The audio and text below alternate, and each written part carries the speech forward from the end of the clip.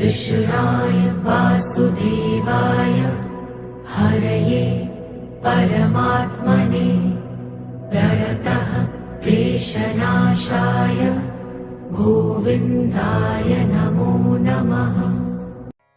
तद्विद्धि प्रणिपातेन परिप्रश्नेन सेवया उपदेक्ष्यन्ति ते ज्ञानं ज्ञानिनस्तत्त्वदर्शिनः। अर्जुन तो खुद भगवान के सामने था, लेकिन हम सब तो नहीं है दोस्तों। अगर ये ज्ञान हमें समझ नहीं आ रहा तो हम तत्वदर्शी ज्ञानी महापुरुष के पास जाके इस ज्ञान को या ब्रह्म को समझने की कोशिश कर सकते हैं। अगर ज्ञान हमें जरूरी ही नहीं लगेगा तो हम बस अपनी जिंदगी को बिना कुछ जाने जीते ही चले जाएंगे। कृष्ण अर्जुन के माध्यम से हम सबको कुछ बता रहे हैं।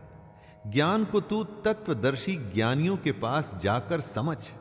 उनको भली भांति दंडवत प्रणाम करने से, उनकी सेवा करने से और कपट छोड़कर सरलता पूर्वक प्रश्न करने से वे परमात्मा के तत्व को भली भांति जानने वाले ज्ञानी महात्मा तुझे उस तत्व ज्ञान का उपदेश करेंगे।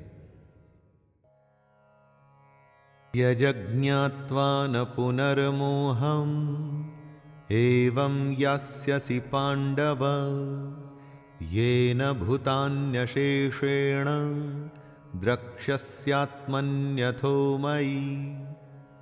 हम सब अपना काम करते हैं, कमाते हैं, हमारा परिवार बढ़ता है, हम बूढ़े होते हैं और इस तरह से ये चक्कर निरंतर चलता रहता है।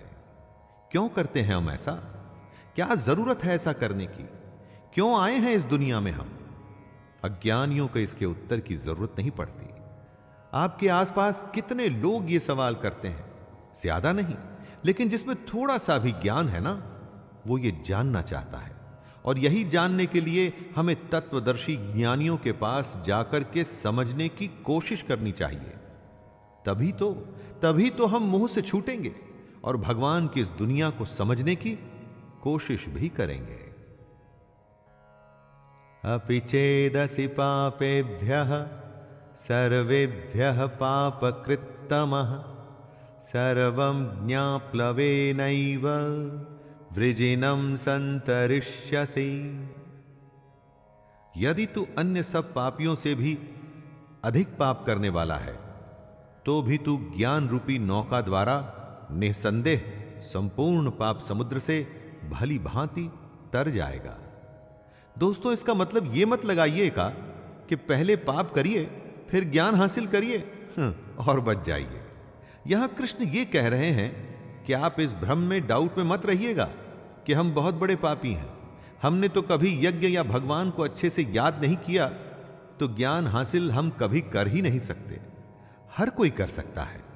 जिसमें इच्छा है ज्ञान को हासिल करने की, वो हर कोई कर सकता है।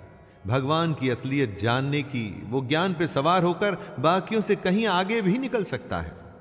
तो देर किस बात की दोस्तों, आइए प्रारंभ करें।